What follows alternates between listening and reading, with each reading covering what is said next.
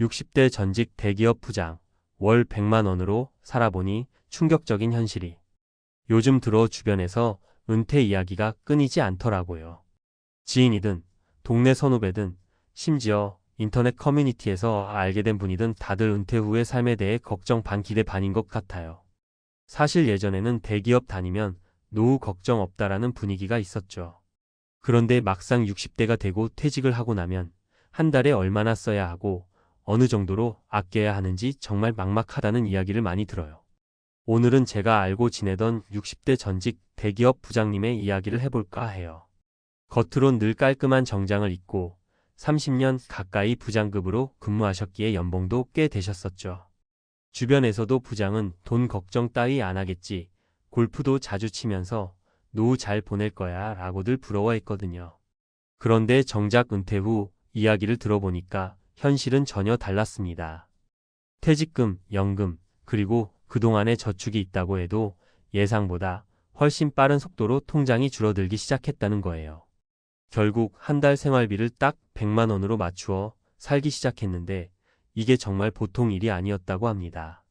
어떻게 보면 한 달에 100만 원이면 어느 정도는 살 수 있지 않나? 라고 생각하는 분들도 계실 것 같아요. 사실 혼자 산다면 그렇다고 치지만 배우자도 있고 가끔 자녀나 손자 손녀 챙길 일도 생기고 또 생활비 말고도 병원비, 자동차 유지비 같은 돌발 지출까지 고려하면 100만 원이란 금액이 생각보다 턱없이 작다는 걸 깨닫게 되더라고요. 그래서 오늘은 은퇴 준비 또는 이미 은퇴 후를 맞이하신 분들께 조금이라도 도움이 될 수 있도록 2월 100만 원 생활에 충격적이면서도 현실적인 경험담을 나눠보려고 합니다. 또 다른 분들의 사례도 3가지 정도 들면서 실제로 사람들이 은퇴 후 어떤 어려움을 겪고 있는지 그리고 거기서 우리가 배워야 할 점은 뭔지 함께 살펴보겠습니다. 다소 길지만 끝까지 들어주시면 분명 얻어가실 게 있을 거예요. 1. 대기업 부장님의 월 100만 원 생활 도전기. 제가 잘 아는 이 부장님은 은퇴 직전까지 월급이 꽤 되셨고 게다가 회사에서의 지위도 높았어요. 그러나 정년이 되면서 퇴직금을 받고 나니 제일 먼저 들었던 생각이 이 돈이 대체 얼마 동안 버텨줄 수 있을까? 였다고 합니다. 왜냐하면 집 한 채 마련해둔 것 외에는 딱히 투자나 부동산으로 이익을 낸 적이 없었고 자녀들 교육비에다 생활비로 여태껏 번 돈을 빠듯하게 써온 편이었거든요. 은퇴 후 첫 몇 달은 그동안 고생했으니 한두 달쯤은 놀면서 지내자 싶었다가 예상보다 통장 잔고가 빨리 줄어드는 걸 보고 깜짝 놀랐다고 해요. 그래서 이대로 가다간 안 되겠다. 매달 100만 원으로 맞춰 살자라며 강제 다이어트에 들어갔는데 거기서부터 충격적인 현실이 시작되었죠. 첫째, 식비부터 확 줄이자고 했대요. 예전에는 아침은 간단히, 점심은 회사 동료들과 식당에서, 저녁은 가끔 외식도 하면서 살았지만 은퇴 후엔 근처 시장에서 싼 채소나 식재료를 대량으로 사서 집밥 위주로 먹는 생활을 하게 된 거죠. 그래도 두 분이 드시려면 한 달 식비가 최소한 3,040만 원은 들어갔어요. 둘째, 교통비나 여가비도 크게 절약. 부장님은 차가 있어야 생활이 편하다고 생각해서 차는 계속 유지하고 싶었는데 기름값이며 보험료, 수리비까지 고려하니 한 달 20만 원 전후가 훌쩍 나가더랍니다. 이러니 문화생활이나 사교 모임은 거의 꿈도 못 꾸고 집에서 TV 보거나 산책하는 게 전부였다고 해요. 셋째, 무엇보다 의료비가 예상치 못한 부담이었다고 합니다. 60대가 되면 아픈 곳이 어딘가씩 생기기 마련이잖아요. 혈압, 당뇨 같은 만성질환도 있고 때로는 치아 문제로 치과 비용이 크게 들기도 합니다. 한 달에 10만 원이라도 고정으로 의료비가 나간다고 치면 결국 100만 원 중에 6,070만 원은 필수 지출이 되어 버려요. 그럼 남은 3,040만 원으로 기타 생활비를 충당해야 하는데 사고가 나거나 어떤 예기치 못한 지출이 생기면 바로 적자 상태가 되어버리는 거죠. 부장님 말씀으로는 회사 다닐 때는 내 월급이 곧 내 생활 수준이었는데 퇴직하고 나니 현실적으로 써야 하는 돈이 생각보다 훨씬 많더라라는 것이었어요. 아무리 노력해도 100만 원으로는 부족함을 매달 피부로 느끼며 쌓아둔 예금에서 조금씩 꺼내 쓰게 되더랍니다. 이러다 보니 1년만 지나도 목돈이 빠른 속도로 줄어들어 버리는 거예요. 다른 사람들은 어떨까? 은퇴 후 사례 3가지. 위 부장님의 사례만 보면 대기업 부장이면 그래도 조금 나은 형편 아닌가? 라고 생각하실 수도 있어요. 실제로 비슷한 나이대 사람들이라면 더 힘든 상황에 놓인 분들도 많습니다. 제가 주변에서 들은 사례 3가지를 간단히 소개해 드릴게요. 1. 59세 자영업 은퇴자, 가게를 접고 나니. 첫 번째 사례는 59세에 운영하던 작은 음식점을 접고 은퇴하신 분입니다. 10년 넘게 분식집을 운영하면서 어느 정도 수입이 꾸준히 있었는데 고령화와 경쟁 심화로 매출이 갈수록 떨어지더니 월세도 겨우 내는 수준이 되었대요. 결국 이제 그만해야겠다 싶어 정리했는데 문제는 그 후부터였죠. 가게를 넘기며 받은 권리금이 생각보다 적었고 그 돈으로 기존 빚을 대부분 갚고 나니 손에 남는 건 거의 없었습니다. 국민연금만으론 한 달 8,090만 원 정도밖에 안 됐는데 그걸로 살려다 보니 집 관리비, 공과금 내고 밥 먹고 병원 한번 가면 버거운 상황이 벌어졌어요. 결국 아르바이트라도 해야겠다 싶어 오전엔 경비직을 하고 오후엔 또 다른 일용직으로 뛰고 있는데 정작 나이가 있다 보니 몸이 버텨주질 않더랍니다. 노후가 되면 좀 쉬어야 하는 것 아닌가라는 생각에 우울감이 컸다고 해요. 이 62세 부부, 자녀 결혼 비용으로 퇴직금을 털었다가. 두 번째 사례는 회사원으로 근무하시다 정년 퇴직하신 62세 부부 이야기예요. 자녀 둘을 결혼시키면서 결혼 자금과 혼수 비용 등을 큰맘 먹고 지원했는데 그때 퇴직금의 상당 부분을 써버리셨다고 합니다. 자녀들 입장에서는 부모님이 든든했겠지만 정작 은퇴 후 부부에게 남은 돈은 그리 많지 않았어요. 그나마 소득원은 남편이 받는 국민연금과 퇴직금 일부 운용에서 나오는 작은 이자뿐. 결국 여유 있는 노후가 아니라 겨우 먹고 사는 수준으로 전락해버린 거죠. 이분들 역시 한 달에 100만 원 조금 넘게 지출하려 해도 장 보기도 겁나고 병원비가 제일 무섭다고 합니다. 가끔 자녀가 생활비를 조금씩 보내줄 때가 있지만 마음은 고맙지만 한편으론 미안해 죽겠다는 말씀을 하시더라고요. 3. 65세 독거 여성, 국민연금 70만 원의 벽. 세 번째 사례는 65세 독거 여성입니다. 남편과 사별 후 혼자 살게 되셨는데 국민연금으로 나오는 월 70만 원이 전부예요. 부부 때 살던 집은 처분하고 작은 원룸 전세로 이사 왔는데 전셋집 유지도 쉽지 않고 월세로 바꿔야 하나 계속 고민 중이랍니다. 한 달에 70만 원이면 사실 식비, 공과금, 전화비 등 꼭 필요한 지출만으로도 빠듯해요. 그런데 이번엔 치과 문제로 큰 돈이 들어가게 되었다고 해요. 임플란트 하나 하는데 몇백만 원씩 들잖아요. 이럴 땐 별다른 저축이 없는 상황이다 보니 대출을 받거나 주변에 손을 벌려야 하는 상황이 벌어집니다. 이분 역시 나중에 내 손주들 용돈이라도 조금 주고 싶은데 이러다 내가 아이들한테 빚질까 봐 두렵다고 하시더라고요. 이렇게 다양한 사례를 듣다 보면 은퇴 후에 이 정도쯤이면 살겠지라고 막연히 생각하던 금액이 실제로는 턱없이 부족하다는 걸 알 수 있습니다. 3. 은퇴 후 생활 어떻게 준비해야 할까? 그래서 결국 어떻게 해야 하느냐? 가 가장 중요한 부분이겠죠. 누구나 돈이 많으면 좋겠지만 현실적으로 당장 대규모 투자를 해서 큰 수익을 내는 것도 쉽지 않고 나이 들어서 다시 높은 연봉으로 재취업하기도 어려운 게 사실이잖아요. 그렇다고 마냥 절망적이기만 한 건 아니에요. 몇 가지 접근 방법이 있으니 함께 고민해보면 좋겠습니다. 지출부터 꼼꼼히 점검하기. 은퇴 후 삶은 한 달에 얼마를 벌 수 있는가? 보다 한 달에 얼마가 꼭 필요한가? 를 정확히 아는 게 훨씬 중요해요. 실제로 가계부를 작성하고 매달 식비, 공과금, 의료비 등을 세분화해보면 이건 의외로 줄일 수 있겠다 싶은 항목들이 보이기도 합니다. 단기, 중기, 장기 재무계획 세우기. 사람마다 목돈이 있는 경우도 있고 없는 경우도 있으니 본인 상황에 맞춰서 앞으로 1년은 어떻게 버틸 것인지, 5년 뒤에는 어떤 수입원이 있을지, 10년 후엔 또 어떨지 식으로 나눠서 계획을 세워보는 게 좋아요. 연금, 퇴직금, 투자 수익 등 모든 항목을 정리하고 지출 예상액까지 합산해보면 대략적으로라도 내 돈이 얼마나 버틸 수 있나를 그려볼 수 있습니다.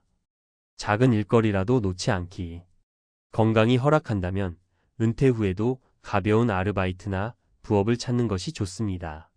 굳이 큰 돈을 버는 게 아니어도 매달 2,030만 원이라도 추가 수입이 있으면 생활에 큰 도움이 되거든요. 또 사회와의 연결고리를 유지할 수 있어 우울감도 줄어들고 사람들과 소통하면서 긍정적인 에너지를 받을 수 있죠. 노후 주거 계획 다시 점검하기.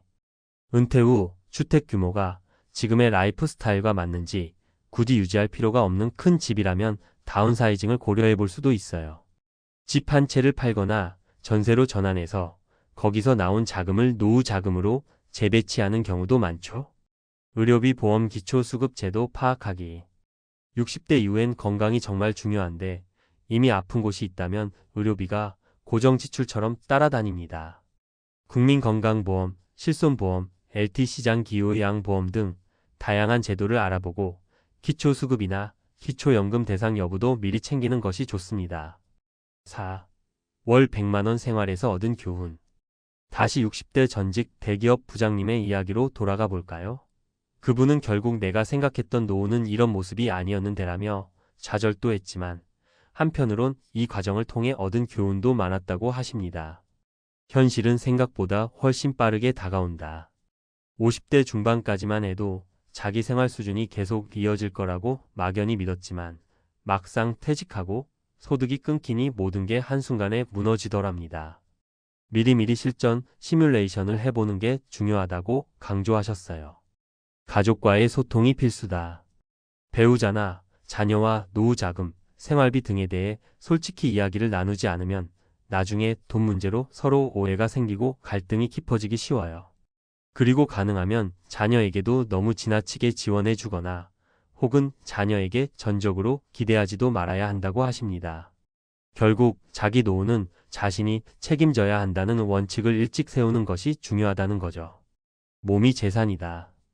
60대가 되면 체력이 빠르게 떨어지기 시작하는데 건강이 나빠지면 돈도 더 많이 들어가고 일할 수 있는 기회도 크게 줄어듭니다. 젊었을 때부터 운동하고 건강을 챙기는 습관이 정말 중요해요. 은퇴 후에도 규칙적인 식생활과 운동으로 관리해야 작은 일이라도 계속할 수 있고 의료비 부담도 줄어듭니다. 5. 마무리하며. 많은 분들이 은퇴 후에 과연 얼마가 있어야 편안한 노후를 보낼 수 있을까? 라는 고민을 하죠. 물론 개인별로 상황이 다르기 때문에 월 300만 원이면 된다거나 억대 자산이 있어야 한다. 같은 일률적인 답을 내릴 순 없습니다. 다만 분명한 건 생각보다 적은 돈으로도 살아갈 순 있지만 그 생활이 결코 낭만적이지 않다는 사실이에요. 우리나라에서 월 100만 원 정도로 생활하면 사실상 여유를 즐기기보단 생존에 가까운 삶이 될 가능성이 높습니다. 그리고 예기치 못한 지출 병원비, 경조사비, 집 수리비 등이 생기면 바로 적자로 돌아서게 되죠. 그래서 조금이라도 미리 준비하는 것, 직접 지출 구조를 파악하고 노후 소득원을 분산해 놓는 게 정말 중요합니다. 또 은퇴 후엔 심리적 공허감이나 소속감 상실도 큰 문제이니 너무 돈 문제에만 매달리지 말고 취미나 봉사활동, 지역 커뮤니티에 참여해 보는 것도 추천해요. 이런 활동들은 생각보다 적은 비용으로도 삶의 질을 올려줄 수 있거든요. 결국 노후 준비는 돈, 건강, 관계 세 박자를 균형 있게 가져가야 한다고 봅니다. 혹시 지금 4050대이신 분들은 은퇴가 아직 먼 미래처럼 느껴질 수 있어도 부장님 이야기를 교훈 삼아 조금 더 일찍 준비를 시작하시길 권해드리고 싶어요. 그리고 이미 은퇴하셨다면 지금부터라도 차근차근 계획을 세우고 적극적으로 재취업 혹은 소일거리 등을 찾으면서 새로운 기회를 만들어 보셨으면 좋겠습니다. 오늘 이야기는 월 100만 원으로 살아본 60대 대기업 부장님의 충격적 현실에서 시작됐지만 사실 이건 우리 대부분이 직면하게 될 수도 있는 은퇴 후의 삶입니다. 각자 방식은 조금씩 다르겠지만 미리 계획하고 노력한다면 그래도 좀 더 안정적이고 풍요로운 노후에 가까워질 수 있으리라 믿어요. 이 긴 이야기를 들어주셔서 감사드리고 조금이라도 참고가 되셨길 바랍니다. 우리 모두 건강 잘 챙기시고 작은 지출부터 꼼꼼히 살피면서 한 발 한 발 나아가 보자고요. 은퇴 후에도 인생은 계속되고 또 새롭게 꽃 피울 수도 있으니까요. 다음에 더 유익한 정보로 찾아뵙겠습니다. 함께 힘내요. 명퇴를 결심한 그날, 한편으론 두려움과 한편으론 새로운 시작에 대한 설렘이 공존했을 겁니다. 하지만 명퇴 후 첫 연금을 받는 날, 당신은 무엇을 느꼈나요? 이게 전부야? 라며 당혹스러운 마음이 들진 않았나요? 많은 은퇴자들이 이 순간 절망감과 현실의 무게를 온몸으로 느낍니다. 평생을 일하며 쌓아온 자부심은 순식간에 연금 통장에 찍힌 작은 숫자로 바뀌고 그 숫자는 앞으로의 삶을 어떻게 살아가야 할지 고민하게 만듭니다. 그렇다면 왜 이렇게 많은 사람들이 은퇴 후 현실에 부딪혀 좌절할 수밖에 없는 걸까요? 이 글에서는 명퇴 이후 연금으로 살아가는 은퇴자들의 이야기를 통해 우리의 현실을 짚어보고 더 나은 준비를 위한 조언을 나눠보려 합니다. 첫 번째 사례, 연금으로 고작 생활비를 메우는 현실. 김철수 가명 씨는 55세에 명예퇴직을 결정했습니다. 평생 대기업에서 일하며 성실하게 살아온 그는 퇴직 후에도 풍족하진 않아도 안정적인 삶을 기대했습니다. 그러나 첫 연금을 받고 나니 충격이 밀려왔습니다. 매달 120만 원, 이는 가족의 월세와 공과금을 내면 남는 게 거의 없을 수준이었습니다. 이 돈으로 나머지 인생을 어떻게 살아야 할지 감이 오지 않더군요. 결국 그는 퇴직 후 다시 일자리를 구하려고 노력했지만 55세라는 나이는 취업시장에서 걸림돌로 작용했습니다. 그는 편의점 아르바이트를 시작했지만 밤샘 근무와 저임금은 그를 더 지치게 만들었습니다. 철수 씨는 후회합니다. 좀 더 일찍부터 은퇴 후 삶을 준비했어야 했어요. 연금만 믿은 게 가장 큰 실수였죠. 조원연금은 노후를 위한 보조수단일 뿐 전부가 될 수 없습니다. 은퇴 전부터 소득 다각화를 고민하고 나만의 추가적인 수익원을 확보하는 게 중요합니다. 두 번째 사례, 계획 없는 은퇴가 가져온 파탄. 박영자 가명 씨는 60세에 퇴직하며 이제 좀 쉬어야겠다고 생각했습니다.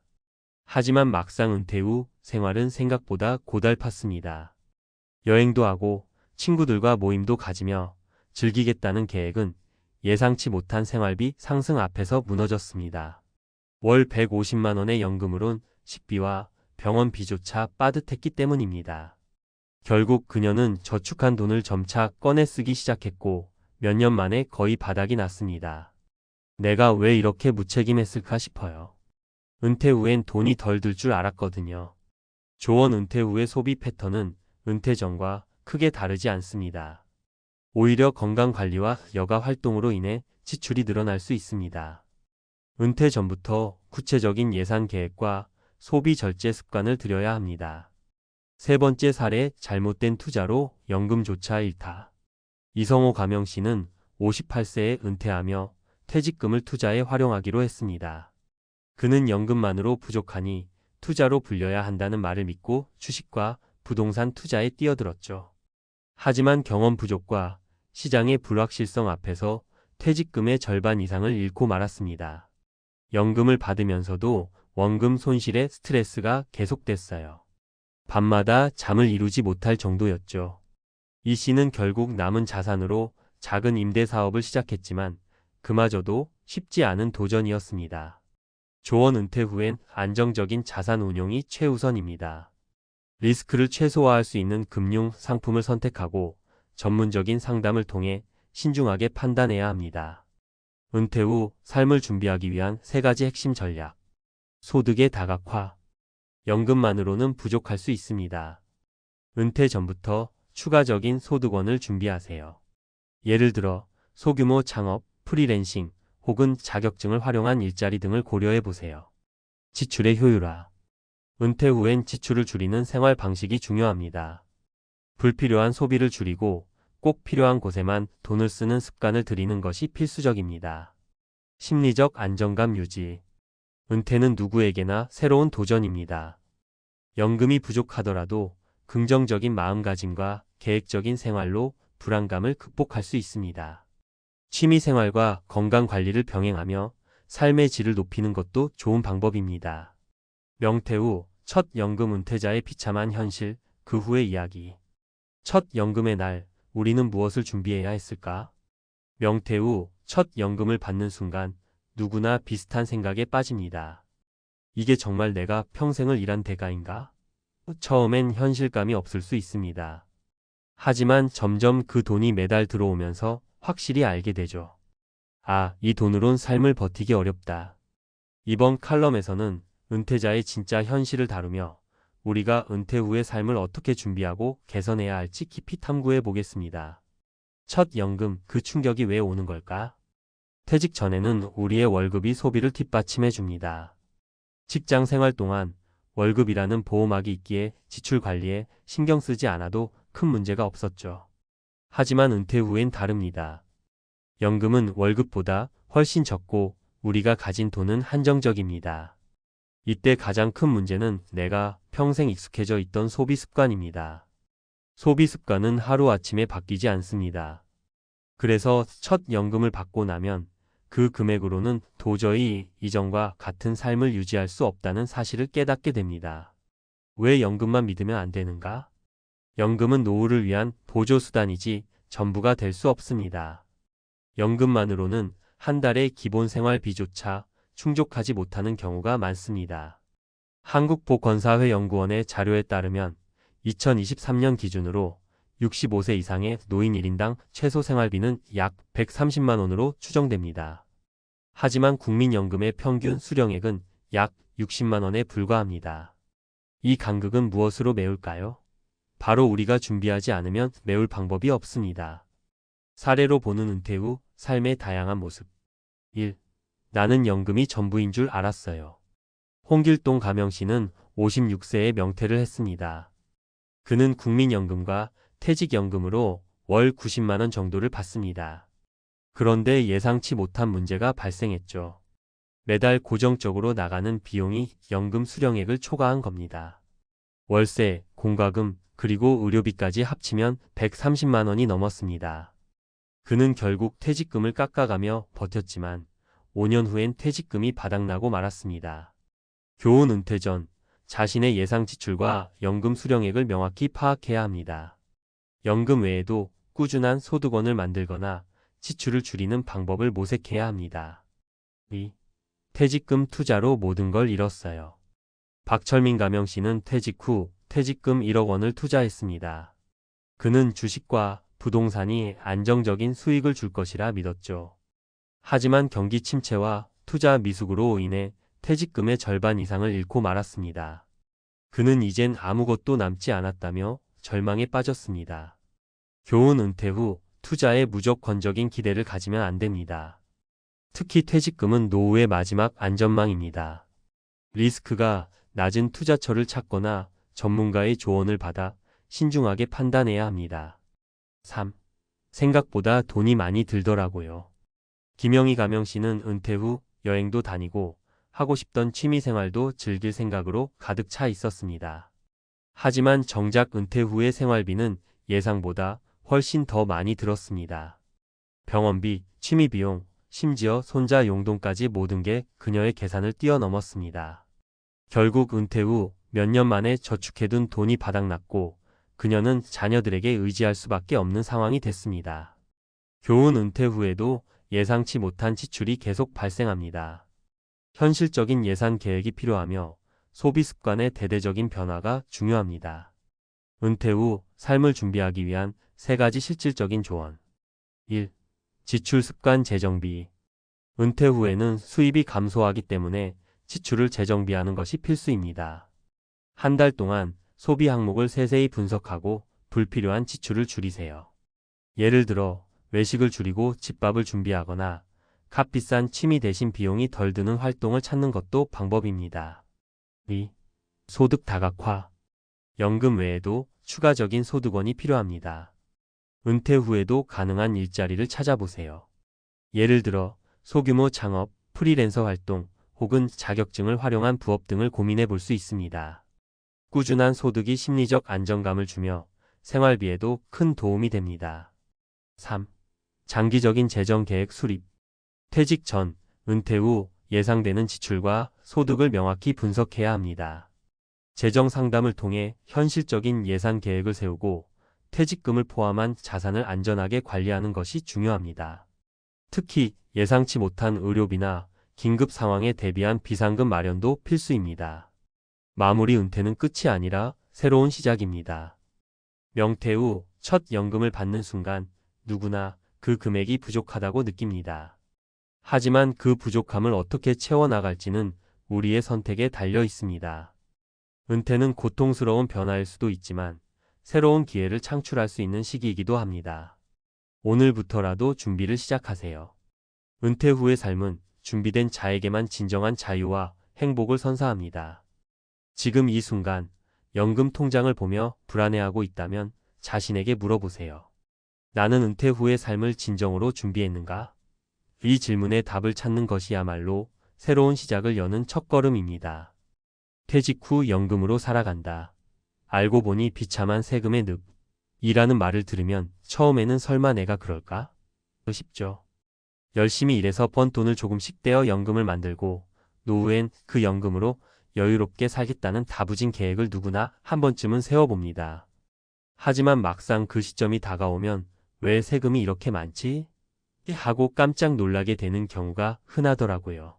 저 역시 주변에서 은퇴를 맞이한 선배나 가족들을 지켜보며 세금이 이렇게나 복병일 줄 몰랐다는 얘기를 자주 듣게 됐습니다. 은퇴 생활을 만끽해야 할 시기에 세금 문제에 발목이 잡혀서 내가 이걸 위해 지금까지 고생한 건가?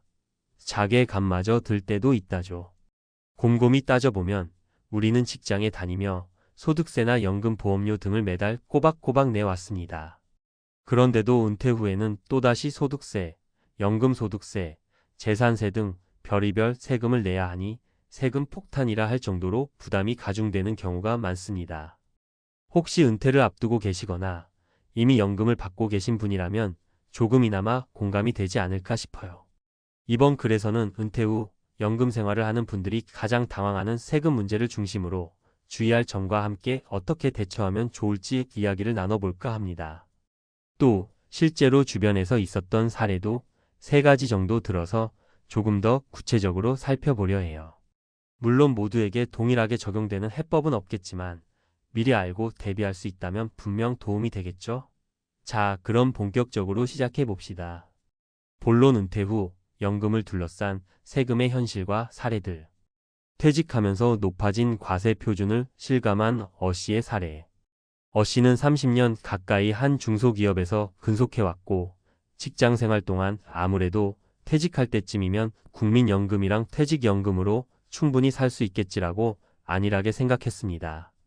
그런데 실제로 퇴직금과 퇴직연금을 받은 뒤 세금 문제를 하나하나 따져보다가 충격을 받았다고 해요. 우선 퇴직금을 수령하는 시점에서 이미 소득세가 붙었고요. 퇴직연금도 나중에 나눠서 받을 테니 세금이 좀 적겠지 했지만 막상 매달 정해진 금액을 수령할 때마다 소득세가 차감되는 걸 보고 마음이 아팠다고 합니다. 특히 어씨가 놀란 건 퇴직하고 난 뒤에는 소득이 없으니 세금이 덜 들겠다는 단순한 생각이 완전히 빗나갔다는 점이에요. 오히려 과거보다 퇴직금 등 일시소득이 생긴 영향으로 과세 표준이 높아져서 비슷한 소득 수준의 사람들보다 세금 부담이 더 커졌다는 거죠. 어씨의 이야기를 듣고 주변 사람들도 그게 말이 돼? 하고 놀랐는데 사실 은퇴 과정에서 한꺼번에 들어오는 금액들이 종합소득세나 기타 소득 기준을 높이면서 세금 폭탄으로 이어지는 케이스가 제법 많습니다. 연금 저축만 믿었다가 낭패본 B씨의 사례. B씨는 젊었을 때부터 부지런히 연금 저축 상품을 들어둔 덕분에 직장 동기들보다 은퇴 준비가 잘 되었다고 자부하고 있었습니다. 매년 연말정산 때 연금 저축 불입분을 세액 공제를 받아왔고 나중에 연금 형태로 수령하면 세금을 아낄 수 있다는 말을 믿었던 거죠. 그런데 어느 날 B씨가 은퇴 후 실제로 연금 저축에서 매달 돈이 빠져나오는 걸 확인해 보니 소득세와 주민세 등 각종 세금이 생각보다 많이 떼이고 있었습니다. 게다가 연금 저축 상품 자체가 이자나 배당을 재원으로 하므로 시간이 지날수록 내가 생각했던 수령액보다 실제로 받는 액수가 훨씬 적어지네 하며 속상해했어요. 사실 연금 저축에 불입하면서 세액 공제를 받았던 건 단지 그 시점에 줄였던 세금을 나중에 뒤로 미룬 것뿐이죠. 은퇴 후에 연금 형태로 돈을 받을 때 그만큼 과세가 되므로 미리 인지해야 하는 부분인데 아직도 많은 분들이 나중엔 세금이 적겠지 하고 막연히 생각하시더라고요.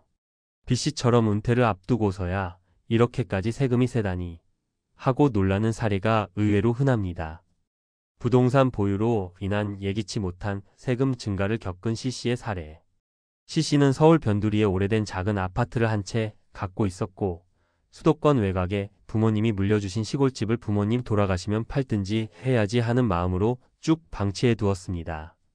그리고 그동안 직장 생활로 꾸준히 번 돈을 모아 일부는 주식과 채권에도 투자해 놓은 상황이었죠. 문제는 C씨가 퇴직 후에 연금만으로 간신히 생활하려고 마음먹었을 때 찾아왔습니다. 집 2채가 있는 상태에서 종합부동산세가 갑작스럽게 확 뛴 거예요. 게다가 시골집도 읍내 개발 소식에 따라 공시지가가 오르다 보니 재산세마저 덩달아 상승했습니다. 가뜩이나 연금만으로도 빠듯하게 살아야 하는데 이렇게 세금이 증가할 거라곤 전혀 예측을 못했다는 겁니다. 에이, 그래도 별로 값어치 없는 시골집인데 무슨 세금이 크게 늘겠어? 했던 아니란 생각이 화근이 됐죠. 더 큰 문제는 집을 처분하고 싶어도 금방 팔리지 않아 세금 부담이 지속된다는 거예요. 애매한 재산이 오히려 발목을 잡는 꼴이 돼 버린 셈이죠. 결국 C씨는 뒤늦게나마 시골집 일부를 전월세로 돌려 약간의 임대소득을 얻어 세금을 상쇄하려고 발로 뛰고 있다고 합니다. 세금 문제에 대처하는 현실적인 방법과 팁. 그렇다면 도대체 어떻게 해야 이런 세금의 늪에서 조금이라도 헤어나올 수 있을까요? 은퇴를 준비하시는 분들이라면 미리 내가 받을 연금, 내 앞으로 들어올 소득, 그리고 보유한 자산의 전반을 따져보는 게 첫걸음입니다. 구체적으로는 아래와 같은 방향을 검토해 볼 수 있습니다. 연금 수령 방식 최적화. 국민연금이나 퇴직연금, 연금저축 등 다양한 연금이 있다면 한꺼번에 몰아서 받기보다는 시기를 조절하거나 적절히 분산해서 수령하는 방법을 고민해 보세요. 언제, 얼마나 받을 것인지에 따라 과세 기준이 달라지므로 연금 전문가나 세무사와 미리 상담하여 세금 부담을 최소화할 수 있는 플랜을 세우는 게 좋습니다. 부동산 등 자산 구조 조정. 만약 복수의 부동산을 갖고 있는데 은퇴 후 세금을 감당하기 버거울 것 같다면 지금부터 차근차근 매각을 검토해 보세요. 당장 처분이 어려운 상황이라면 임대소득을 만들어 세금 부담을 상쇄하거나 상속 계획을 미리 세워놓는 방법도 있을 수 있습니다. 세금은 미뤄두는 것이 아니라 미리미리 챙기는 것. 연말정산 때 공제 받는 걸로 끝내지 말고 이게 장기적으로 어떤 영향을 미치는지 확인이 필요합니다. 나중엔 연금 수령액이 적을 테니 세금도 적겠지라는 막연한 생각 대신 세금 시뮬레이션을 통해 실제 부담액을 예측해 봐야 합니다. 각종 공제나 감면 혜택 적극 활용. 주택연금, 농어촌 특별세 공제, 혹은 장애인 공제 등 본인이 누릴 수 있는 세제 혜택이 있는지 꼭 확인해 보세요. 지자체마다 조례나 정책이 조금씩 다를 수 있으므로 거주지 구청이나 시청 등에 전화로 문의해 보거나 직접 방문 상담을 해보는 것이 좋습니다. 전문가 도움받기. 은퇴 준비가 어느 정도 가시권에 들어왔다면 한 번은 세무 상담을 받아보시는 걸 추천드립니다.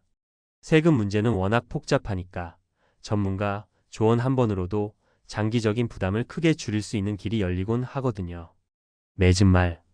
우리가 기대하던 연금으로 사는 낙원 같은 은퇴 생활이 현실에서는 세금이라는 큰 벽을 마주하면서 예상보다 팍팍해지는 경우가 많습니다.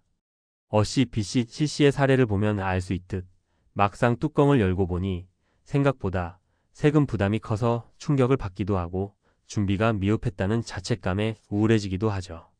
하지만 뒤늦게라도 문제를 인지하고 나면 그때부터는 방법을 찾아볼 수 있다는 게 중요한 포인트입니다. 이미 세금을 한꺼번에 많이 내야 하는 상황이라면 전문가와 상의하여 최대한 혜택을 받을 수 있는 제도나 절세 방법을 찾아보셔야 합니다. 아직 은퇴가 남은 분들이라면 어떻게 하면 세금을 미리 예측하고 대비할 수 있을까를 고민해 보시는 게 좋겠지요. 이 글을 읽으신 분들이라면 은퇴 후에는 생각지도 못한 다양한 세금 문제가 생길 수 있구나. 그냥 저절로 사라지는 게 아니라 미리 시뮬레이션하고 대비해야 하는구나 하고 조금이나마 인식이 생기셨으면 좋겠습니다. 실제로 주변에서 보면 조금만 일찍 준비한 사람들은 은퇴 후 큰 충격 없이 여유를 즐기는 반면 그렇지 못한 사람들은 후회와 한숨 속에 세금 고지서를 만지작거리곤 하더라고요. 우리 모두 뒤늦게 어쩌면 좋지? 하며 머리를 싸매기보다는 지금부터라도 꼼꼼히 준비하고 대비해서 행복한 노후를 누릴 수 있길 바라봅니다. 부디 오늘 이야기가 여러분의 은퇴 준비에 작은 실마리라도 되어드리길 바랍니다. 세금 부담은 결코 가벼운 문제가 아니지만 미리 공부하고 알아두면 그만큼 피해를 줄이거나 효율적으로 관리할 수 있다는 점 꼭 기억하시면 좋겠습니다. 그러니 지금이라도 종잣돈 운용 계획을 다시 한번 점검하고 연금 수령 방식, 부동산 보유 현황, 그리고 세제 혜택 여부 등 여러 요소를 종합적으로 고려해 보세요. 그래야 비로소 세금의 늪에서 벗어나 궁극적인 목표인 편안한 은퇴 생활에 한 발짝 가까워질 수 있지 않을까요? 오늘도 우리 모두 멀게만 느껴지는 것 같은 은퇴 삶을 조금 더 현실적으로 준비하며 매 순간 내 주변 상황을 꼼꼼히 살피는 자세를 가져보았으면 좋겠습니다. 퇴직 후 연금으로 사니까 삶이 이렇다. 라는 탄식 대신 내가 예상한 대로 혹은 그 이상으로 비교적 안정적인 노후를 보내고 있다라는 말이 나올 수 있도록 말이죠. 다들 힘내서 행복한 은퇴 생활을 향해 함께 나아가 봅시다. 은퇴 후 낭만? 현실은 악몽.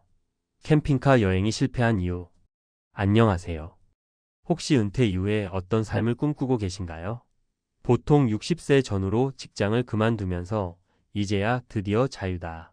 라는 생각에 가슴이 두근거리기도 하잖아요. 나만의 시간, 가족과 함께하는 여유, 그리고 무엇보다 마음 가는 대로 떠나는 여행에 대한 환상이 있죠. 특히 요즘은 캠핑카를 타고 전국을 누비거나 때론 해외로 떠나는 로드트립을 떠올리는 분들도 많아요. 텔레비전, 예능 프로그램이나 소셜미디어를 보면 화려한 캠핑카를 타고 파란 바다 앞에서 바비큐 파티를 하고 밤하늘에 총총 떠있는 별을 보며 낭만을 만끽하는 모습이 자주 나오니까요. 그런데 현실은 어떨까요?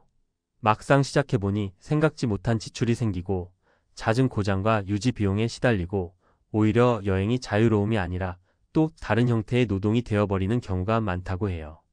내가 이럴 줄 알았으면 집에 있는 게 나았지 하고 후회하는 분들이 종종 있죠. 그래서 오늘은 은퇴 후 캠핑카 여행이 왜 낭만이 아니라 악몽이 될 수 있는지 한번 솔직하게 살펴보려고 합니다. 직접 겪은 분들의 이야기를 들어보면 생각보다 문제가 많더라고요. 자, 그러면 본격적으로 이야기해 볼까요? 1. 은퇴 후 캠핑카 로망이 만들어지는 이유.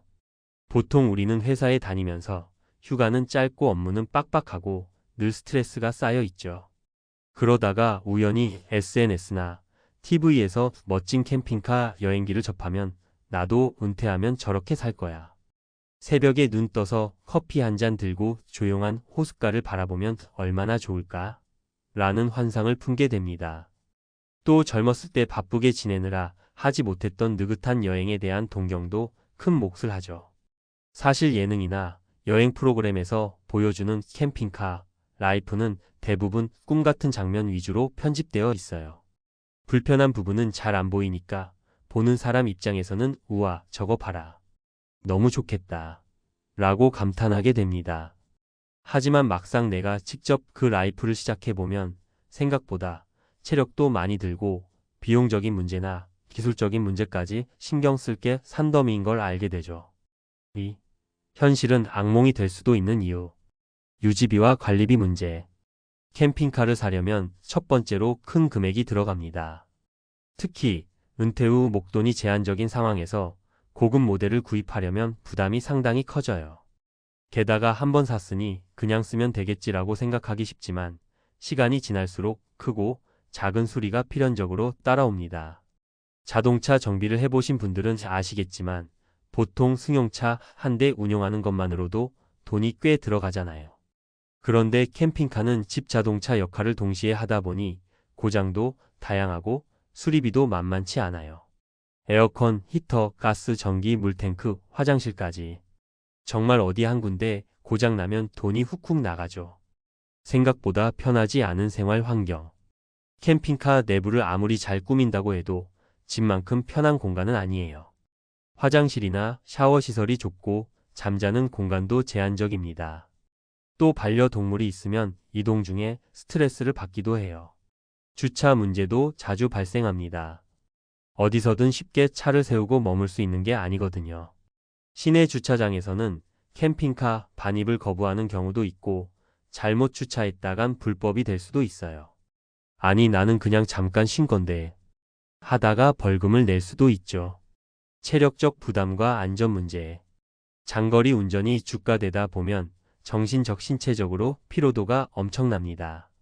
젊었을 때는 그래도 기운이 넘쳐서 대책 없이 떠날 수 있지만 은퇴 후라면 길에서 몸이 아프거나 사고라도 나면 큰일이에요. 어디서 어떻게 대처해야 할지도 고민되고 자칫 병원 한번 잘못 가면 여행이 아니라 고통 투어가 될 수도 있죠. 3. 현실을 보여주는 실제 사례 3가지. 사례 1. 3개월 전국 일주가 고작 2주 만에 끝난 사연. 김영수 가명씨는 62세에 공무원 정년퇴직을 하고 평생 모은 퇴직금 중 일부로 중고 캠핑카를 구입했어요. 원래 계획은 아내와 둘이서 최소 3개월 동안 전국을 누비며 맛있는 음식도 먹고 아름다운 풍경을 찾아가서 힐링하는 거였죠. 그런데 떠난 지 2주 만에 김 씨는 집으로 돌아와 버렸습니다. 왜 그랬을까요? 첫째, 차가 예상보다 자주 고장났어요. 오래된 중고 캠핑카라면서 가격을 싸게 주고 샀는데 가는 곳마다 에어컨에서 이상 소리가 나고 전력 계통에서 문제가 생겨서 숙박지마다 수리공을 불러야 했던 겁니다. 하루 이틀은 그럴 수 있지 했지만 고장 수리비가 계속 발생하고 여행 일정이 번번이 꼬이니 스트레스가 이만저만이 아니었죠. 둘째, 생각보다 부부가 자유롭게 쉬는 시간을 갖기가 어려웠습니다. 이동 코스와 정박차박 장소를 매일같이 알아보고 주차 문제나 주변 시설에 대한 정보를 수시로 체크해야 했으니까요. 사실상 운전하고 정보를 알아보는 일이 또 다른 직장 업무처럼 느껴졌다고 해요. 차라리 집에서 쉬는 게 더 좋았겠다고 김 씨는 회상합니다. 사례 2. 한 달 살이 꿈꿨다가 깨달은 한계. 박정혜 가명 씨는 59세에 명예퇴직을 하고 자연 속에서 한 달 살이를 목표로 중고 캠핑카를 빌렸습니다. 구매까지는 부담스러워서 일단 대여를 선택한 거죠. 그런데 딱 2주 채우는 게 힘들었다고 해요. 가장 큰 문제는 생활 편의였다고 합니다. 집에서는 당연했던 온수 샤워나 깨끗한 화장실 사용이 힘들었고 매번 물과 전기를 확인하며 살아야 했어요. 비가 오는 날에는 눅눅해진 옷과 이불을 말리기도 어려웠고 요리를 하고 나면 설거지와 뒷정리를 하는 과정이 매번 불편해서 내가 이 고생을 왜 하고 있지? 라는 자괴감이 들었다고 하네요. 더불어 힐링이라기보다는 잠시도 쉬지 못하고 계속 체력을 소모하는 일이 반복되었습니다. 모처럼 은퇴 후 여유를 느끼려고 떠난 여행인데 오히려 피곤해서 집에 돌아오자마자 병원 신세까지 졌다는 얘기를 들으니 참 안타깝죠. 사례 3. 화려한 인테리어에 속았다가 후회한 부부. 마지막으로 소개할 분은 고급 캠핑카를 신차로 뽑은 최정훈 가명 씨 부부입니다. 두 분 모두 은퇴를 했고 어차피 평생에 한 번뿐인 인생 멋있게 즐겨보자 하는 마음으로 몇 천만 원을 들여 최신 모델을 샀어요. 내부가 고급스럽고 벽난로 느낌의 전기 히터부터 안마의자 같은 시트까지 다 갖췄죠. 하지만 이 부부에게도 문제가 생겼어요. 첫째, 캠핑카가 아무리 좋아도 외부 환경은 통제할 수 없어서 바람이 강하거나 날씨가 추우면 여전히 춥고 캠핑카가 흔들려서 머리가 지끈거릴 정도였습니다. 게다가 캠핑장이든 어디든 주차해 놓고 계속 문을 닫아두면 내부 환기가 안 돼서 금세 답답해졌다고 해요. 둘째, 유지비가 매달 생각 외로 너무 많이 들었다고 합니다. 정기적으로 엔진 오일도 갈아야 하고 부품 한번 교체할 때마다 몇십만 원씩 나가고 또 혹시 모를 사고에 대비해 보험료도 따로 들어놔야 했죠. 하루 이틀 여행하는 건 모르겠는데 이걸 계속 굴리면서 사는 건 결코 쉽지 않다라는 얘기를 하더군요. 결국 부부는 1년 만에 캠핑카를 중고로 팔고 지금은 콘도 회원권을 새로 들여서 주말에만 짧게 여행을 다닌다고 합니다. 4. 그렇다면 어떤 점을 고려해야 할까? 자, 그렇다고 해서 모든 캠핑카 라이프가 망한다는 이야기는 아니에요. 다만 은퇴 후의 여유와 낭만을 기대하고 캠핑카 여행을 계획하신다면 적어도 다음과 같은 점들은 꼭 짚고 넘어가셔야 합니다. 실제 유지 비용과 관리 노력을 꼼꼼히 계산하자. 차량 구입 비용만이 전부가 아닙니다. 수리비, 보험, 세금, 각종 시설정 기물가스 관련 비용이 얼마나 드는지 미리 체크해야 해요. 캠핑카, 특화, 정비소가 얼마나 있는가, 자잘한 고장을 내가 손수 고칠 수 있는지 이런 것도 고려해야 합니다. 라이프 스타일과 체력에 맞는 여행 방식을 찾자. 장거리 운전이 힘들다면 무리해서 전국 일주나 해외 로드트립을 꿈꾸기보다 가까운 곳에서 짧게 즐기는 방식이 나을 수 있어요. 중고 캠핑카를 사기 전 렌트나 대여를 해서 시험 주행해 보는 것도 방법이에요. 실제로 며칠만 살아봐도 감이 옵니다. 혼자 혹은 동행자와의 합의를 확실히 하자. 부부가 함께 떠나는 여행이라면 내가 가고 싶은 곳 vs 배우자가 원하는 곳, 누가 운전을 더 많이 할 것인가 등에 대한 구체적인 의논이 필요합니다. 혼자라면 더욱더 안전 대책, 체력, 긴급 상황 대응 방안을 챙겨야 하고요. 여행의 본질적인 목적을 다시 생각해보자. 캠핑카를 통한 자유로운 이동이 과연 내가 원하는 최고의 행복인가? 아니면 숙박비 걱정 없이 여기저기 돌아다니고 싶다는 정도인지 스스로에게 물어보는 게 좋아요. 사실 여행에서 가장 중요한 건 새로운 경험과 마음의 여유 아닐까요? 이 부분이 정말 캠핑카가 아니면 안 되는 건지 곰곰이 생각해 봐야 합니다. 5. 마무리하며 우리 대부분은 은퇴 후에 돈, 건강, 그리고 시간을 어떻게 효율적으로 쓸 것인가 고민합니다. 캠핑카는 분명 로망을 자극하고 색다른 경험을 선물해 줄 수 있어요. 특히 외국처럼 집 앞마당에 캠핑카를 세워두고 주말마다 가까운 자연으로 훌쩍 떠날 수 있는 환경이라면 말이죠. 하지만 현실적으로 한국에서 은퇴 후에 장기 캠핑카 생활을 하겠다고 마음먹는다면 그에 따른 불편함과 경제적 부담을 반드시 기억해야 합니다. 낭만은 쉽게 사라지고 차와 싸우는 날이 더 많아질 수도 있어요. 위에서 소개해드린 사례들이 괜히 나온 게 아니죠. 캠핑카 여행은 분명 매력적이지만 잘못 준비하거나 무리하게 진행하면 그저 고생길이 되고 맙니다. 그러니 혹시 캠핑카, 로드트립을 은퇴 이후의 꿈으로 삼으셨다면 꼭 현실적인 준비부터 해보시길 권하고 싶어요. 가장 좋은 건 단기 대여나 체험 프로그램 등을 통해 미리 경험해보는 겁니다. 차 한 대에 모든 생활을 담고 움직인다는 게 결코 쉬운 일이 아니니까요. 인생은 짧고 은퇴 후 시간은 소중합니다. 불필요한 고생보다는 자신에게 딱 맞는 라이프 스타일을 찾아서 더 풍성한 노년을 즐기시길 바라요. 캠핑카가 정말 그 즐거움을 배가시키는 방법이 될 수도 있지만 자칫 현실적인 문제들을 간과하면 오히려 스트레스만 쌓일 수 있다는 점을 명심해 주세요. 저도 막상 캠핑카 여행을 직접 해본 적이 있는데 참 좋은 추억도 많지만 이건 쉽지 않다 싶었던 적도 많았어요. 결국에는 여행 스타일을 좀 바꿨죠. 불편함도 감수할 만큼 이게 정말 나에게 가치가 있는가? 이런 고민을 계속했고 제 경우는 가끔 단기간 빌려서 떠나는 걸로 결론이 났습니다. 우리 모두 은퇴 후 낭만이라는 말에만 매달리기보다는 현실적인 부분과 내 몸과 마음의 상태를 잘 살핀 뒤 현명한 선택을 해보시길 바랍니다. 괜히 멋만 쫓다가 지갑과 건강, 그리고 마음고생까지 동시에 얻는 일이 없도록 말이에요. 그럼 이만 글을 마치겠습니다. 오늘 이야기가 조금이나마 여러분의 고민에 도움이 되었으면 좋겠네요. 은퇴 후에도 정말 행복하고 여유로운 라이프를 누리시길 진심으로 응원합니다.